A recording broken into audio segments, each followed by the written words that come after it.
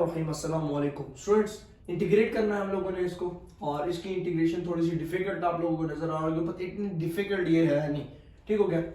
इसकी देखें कॉन्सेप्ट ये है कि आप इसकी इंटीग्रेशन के लिए रैशनलाइजेशन का सहारा ले सकते हैं। जब भी आपके पास रेसिप्रोकल फॉर्म में वैल्यू हो और आपके पास कोई सिचुएशन नजर ना आ रहा हो, तो आप रैशनलाइजेशन का सहारा लेंगे। किस चीज का? रैशनलाइजेशन का। अब कैसी होती है रैशनलाइजेशन? कंटिन्यू करते हैं इसको। देखिए जी, 1/√x+1 minus x multiply by rationalization इसकी कॉन्जुगेट, फॉर एग्जांपल इसकी साइन चेंज की होती है। ठीक हो गया। Plus √x/√x+1 plus √x। ठीक है। अब कुछ लोग यहाँ एतराज करेंगे, ये तो सब हम अपने पास से स्टेप करते हैं। कोई स्टेप अपने पास से मैथमेटिक्स में नहीं होता, उससे पिछला स्टेप सेटिस्फाई करने का नाम मैथमेटिक्स है।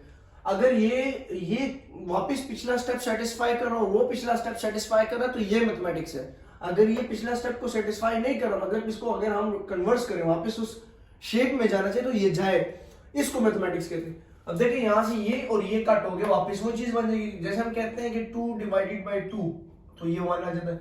इसी तरह इस चीज का नाम भी मैथमेटिक्स है। ठीक हो गया। अगेन इसके बाद ऊपर वाला ऊपर से मल्टीप्लाई इंटीग्रेशन, तो 1 को ऊपर से मल्टीप्लाई करेंगे वही चीज आ जाएगी। Okay students. एंड नीचे जो है √x+1 minus √x+1 plus √x। तो ये वो फॉर्मूला ओपन करता है, a minus B a plus b equal to a² minus b² वाला फॉर्मूला ओपन हो रहा है। तो यहां पे भी हम वही वाला फॉर्मूला ओपन करेंगे। मतलब अभी मैं लिख लेता हूं पूरी टर्म।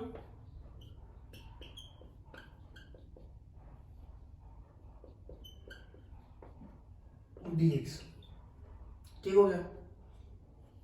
फिर √x+1 प्लस √x, ये a minus B a plus B, so a है x+1 का होल स्क्वायर माइनस √x का होल स्क्वायर dx। ठीक हो गया। कॉन्सेप्ट समझ आ रहे हैं? यहां से स्क्वायर और यहां से स्क्वायर रेडिकल कट हो गए।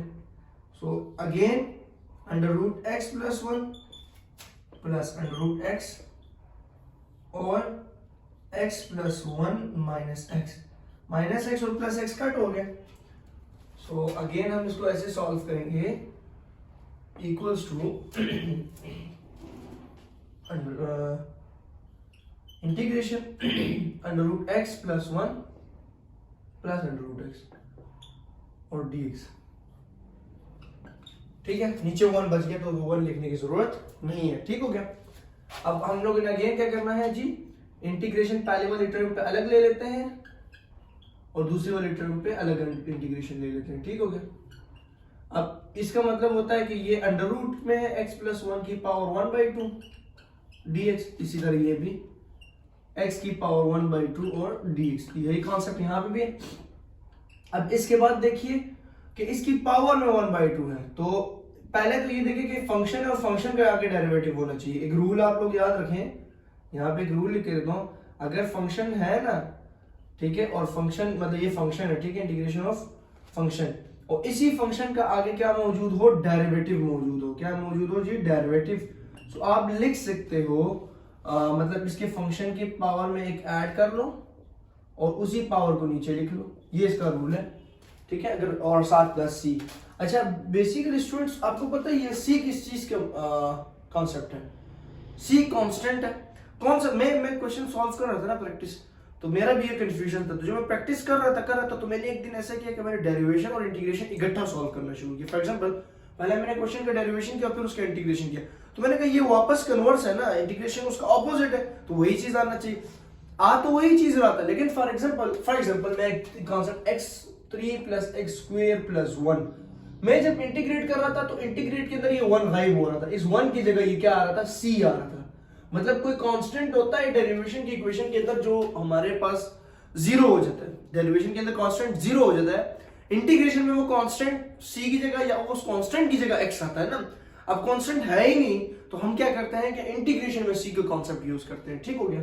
तो ये मेरा भी कंफ्यूजन था, वो क्लियर हो चुका। अब देखिए इस फंक्शन का डेरिवेटिव x+1 का डेरिवेटिव x होता है, x+1 का डेरिवेटिव जो है 1 और 0, तो 1 तो आगे मौजूद है। अगर मैं इधर 1 लगा लूं तो इसका डेरिवेटिव मौजूद है और इसका भी डेरिवेटिव, तो हम इसकी पावर्स को सिर्फ ऐड करेंगे।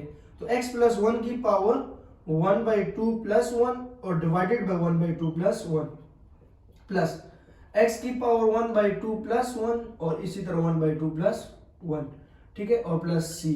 अब आप लोगों ने क्या करना है, ये 1/2 वाला कॉन्सेप्ट इस इंटीग्रेशन में ज्यादा आता है, ठीक है, 1/2 प्लस 1, सो 2 इसका एलसीएम तो 1 प्लस 2 तो 3/2 आ जाएगा, क्या आ जाएगा 3/2। तो क्या आएगा जी, x की पावर x प्लस 1 की पावर 3/2 और नीचे भी 3/2, लेकिन इस 3/2 की जगह आप क्या लिखे 2/3, 2 इधर लिख लिया करें और 3 नीचे लिख लिया करें, मतलब उसके डिवाइड को हम लोगों ने चेंज कर दिया ना, 3/2 डिवाइड में है, तो जब इसको डिवाइड में चेंज करेंगे तो 2 कहाँ आ जाएगा, ऊपर आ जाएगा। तो वही कॉन्सेप्ट है कि 2 इसकी डिवाइड में था और यही अमल यहाँ पे भी कर रहे कि 2/3 और x की पावर 3/2, x की पावर 3/2 और प्लस c। तो ये इसका हमारे पास आंसर आ गया, ये क्या आ गया जी, आंसर आ गया। तो आई होप आप लोगों के जो कंफ्यूजन थे इंटीग्रेशन से रिलेटेड वो सॉल्व हो चुके होंगे। जब भी इस तरह का कोई कॉम्प्लिकेटेड क्वेश्चन आ जाए, ठीक है, थोड़ा इसमें मुश्किलात हो, तो आप उसका क्या है रैशनलाइजेशन का सहारा लें। यहाँ पे क्या होगी जी, रैशनलाइजेशन, ठीक हो गया। और रैशनलाइजेशन एक इजी मेथड है, कोई मुश्किल नहीं। एक रैशनलाइजेशन हो गया, पार्शियल फ्रैक्शन हो गया, ये चीजें बड़ी इंपॉर्टेंट है, ये याद रख लें, ठीक है। तो यही मेरे पास इसका आंसर है। तो आई होप आप लोगों को कॉन्सेप्ट क्लियर हो चुका होगा। चैनल सब्सक्राइब कर दीजिए, शुक्रिया।